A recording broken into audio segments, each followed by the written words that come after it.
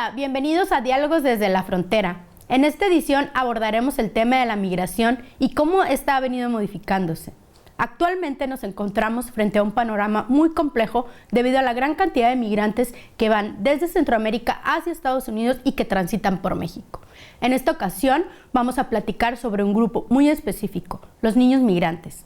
Para ellos contamos con un invitado muy especial, el doctor Oscar Misael Hernández, investigador del Colegio de la Frontera Norte, quien es especialista en migración, violencia y niñez migrante. Muchísimas gracias por acompañarnos el día de hoy, doctor. Si pudiéramos empezar platicando un poco precisamente sobre este grupo de población migrante que va desde Centroamérica hacia Estados Unidos y transita por nuestro país.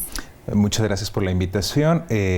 Sin duda se trata de un fenómeno que se ha hecho visible últimamente en nuestro país, y estamos hablando de un corte temporal que se puede trazar desde octubre del año 2018 con el inicio de las caravanas de migrantes, como se les denominó a estas nuevas movilidades migratorias desde Centroamérica en tránsito por México, hasta mediados del año pasado, con un último desplazamiento masivo de migrantes, como fue la de una caravana que llega a la ciudad de Piedras Negras en Coahuila, ¿no? Entonces, tenemos un panorama bastante complejo, como bien señalabas, no solo en términos del número de migrantes centroamericanos en general que están transitando por nuestro país, sino también en términos de la forma de desplazamiento organizado, masivo, colectivo que se está viendo últimamente en nuestro país. Y por supuesto, también se trata de un fenómeno que ha revolucionado en distintas áreas, considerando, por ejemplo, una subpoblación como es la de los niños migrantes, que es otro gran tema que también tiene muchas complejidades en su análisis y en las formas de atención a través de programas. Y por ejemplo, las caravanas han sido un movimiento que lleva décadas, ¿no? ¿Cuál fue la diferencia entre la caravana que mencionas de 2018-2019 a las anteriores? Bueno, hay un precedente, e incluso pensar en las caravanas de migrantes con este corte temporal que te mencionaba, con la que se hizo visible, que llegó a la ciudad de Tijuana específicamente, es una visión un tanto limitada. En realidad las caravanas preceden a este movimiento.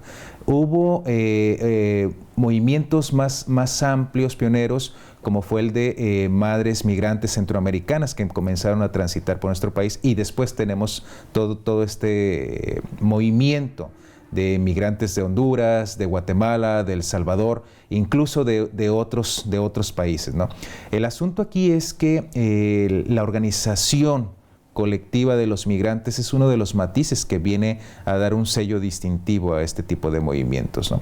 Y por otro lado, la forma de posicionamientos políticos también que tuvieron los migrantes también nos llama la atención. Por un lado, porque se trataba de posturas muy firmes en términos de demandas que hacían, en el caso de México, a el Estado, solicitando la entrada, el libre tránsito, y por otro lado, a través de la organización mediante algunos líderes que iban organizando algunos grupos o subgrupos dentro de esas caravanas. Entonces, en eso radica la complejidad un tanto de este fenómeno migratorio.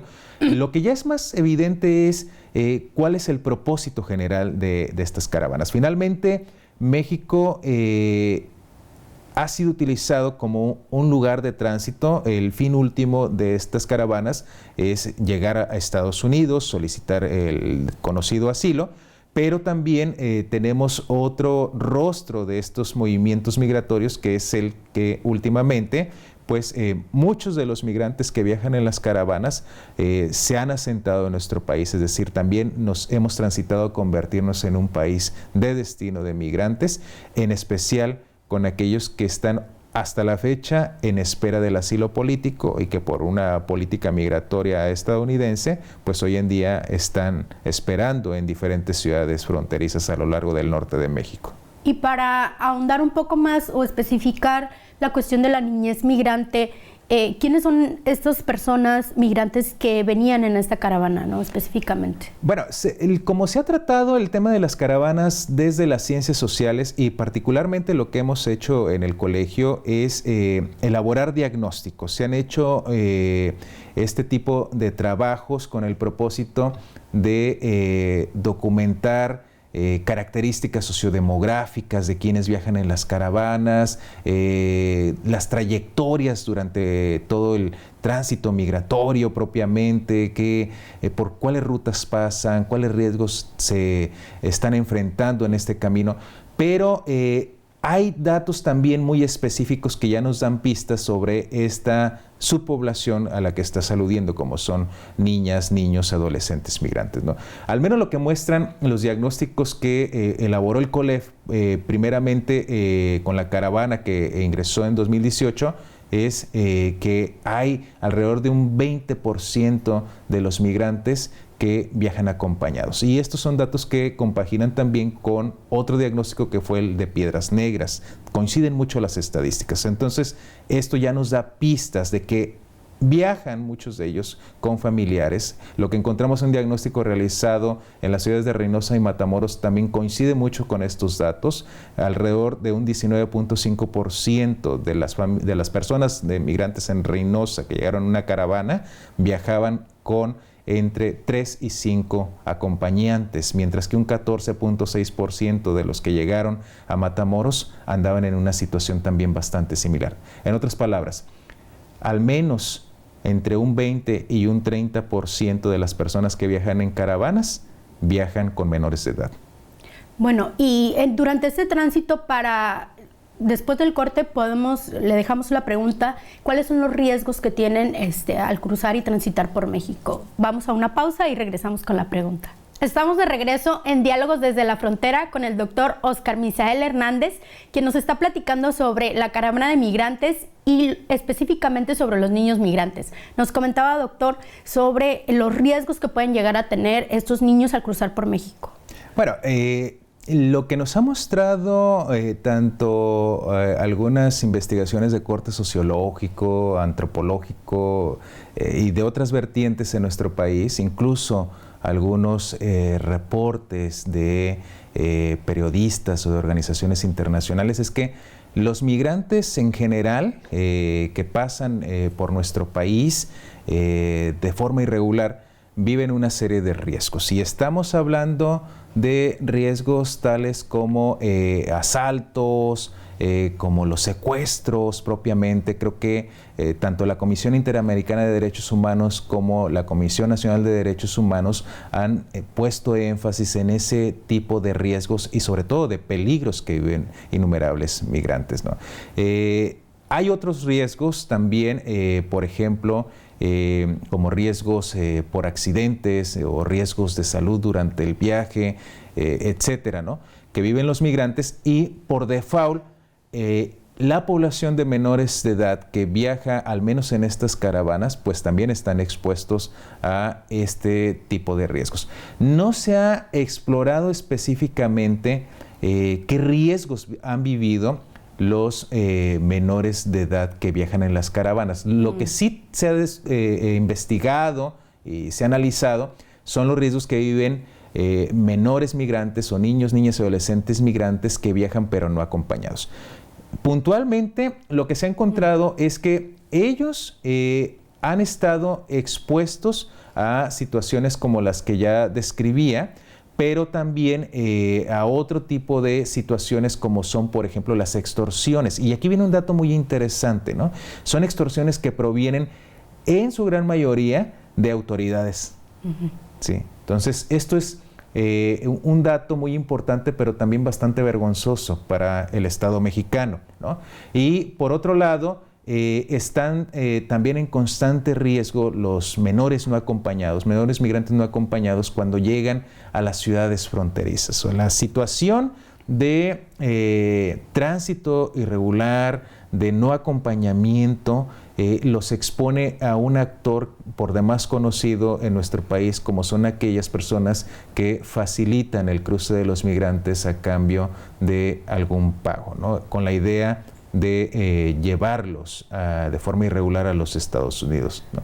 Y, por ejemplo, frente a estos riesgos que comenta de extorsión, de violación a derechos humanos, etcétera, ¿cuáles son los mecanismos de apoyo hacia esta población en particular? Bueno, se ha insistido bastante de la población de la niñez migrante, en particular la no acompañada, que es la que conforma el grueso de esta población tradicionalmente desde Centroamérica, incluso desde México hacia Estados Unidos, se ha insistido en hacer valer instrumentos internacionales ya por demás conocidos, ¿no? Como son los derechos de la niñez migrante. Y uno de ellos, uno de los principios que se señalan en este instrumento internacional y que se reproducen en instrumentos nacionales es el interés superior del niño o de la niña, ¿no? Y el caso concreto de los niños migrantes, ¿no?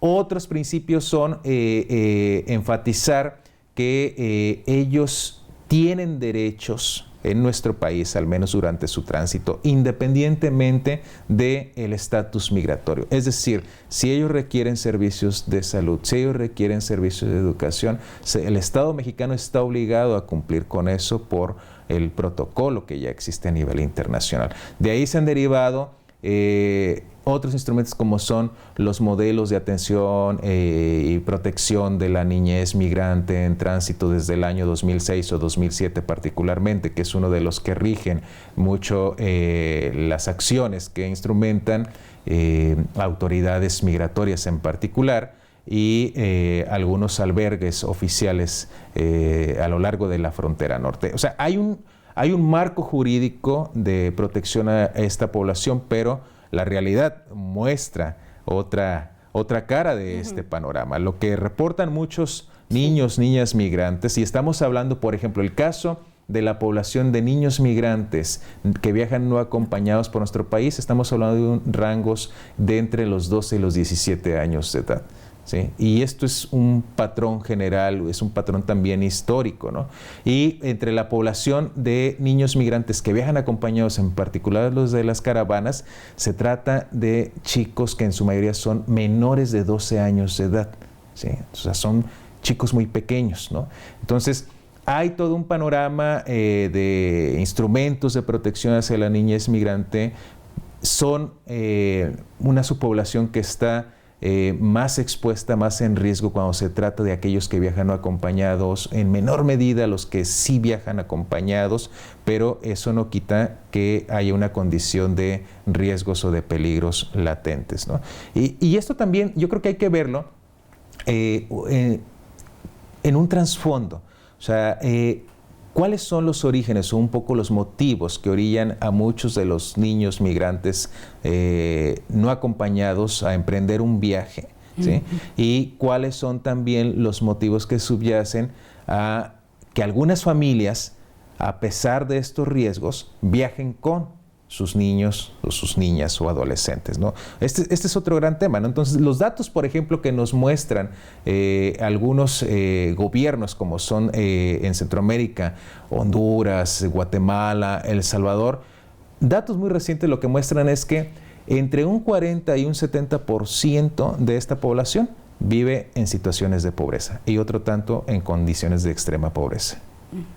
Bueno, el panorama que nos planteas es súper complejo y quisiera que pudiéramos abordar después de la pausa un poco precisamente sobre las causas que llevan a estos niños a migrar, qué es lo que nos estabas comentando ahorita y cómo ha respondido México a esta problemática, ¿no? Regresamos. Estamos de regreso en Diálogos desde la Frontera con el doctor Oscar Misael Hernández, quien nos está platicando sobre las caravanas de migrantes y los niños migrantes. Doctor, estábamos platicando un poco sobre cómo respondió México a esta caravana de 2019. Bueno, hablábamos también sobre un poco las causas de la migración. Yo señalaba hace un momento el asunto de la pobreza, que esto es que ha caracterizado desde hace tiempo los flujos migratorios centroamericanos en tránsito por México. El otro es la violencia en sí misma, ¿no? ¿Cómo ha reaccionado en nuestro país y particularmente lo podemos ver yo creo que desde dos ángulos. Uno, el ángulo del gobierno y otro, el de la ciudadanía en general, ¿no? Entonces, me parece que también los diagnósticos que se han realizado en el colegio han hecho énfasis en esa parte, ¿no? De cierta forma, se ha construido una actitud un tanto xenofóbica hacia este tipo de desplazamientos humanos, ¿no? Y creo que aquí hay una contraparte. El argumento que se utiliza normalmente, ya sea en ciudades como Tijuana o en Piedras Negras o en Reynosa o en Matamoros, ha sido que el gobierno destina más recursos hacia personas de otros países que hacia sus propios ciudadanos, ¿no? Y esto causa una reacción no muy favorable hacia los migrantes.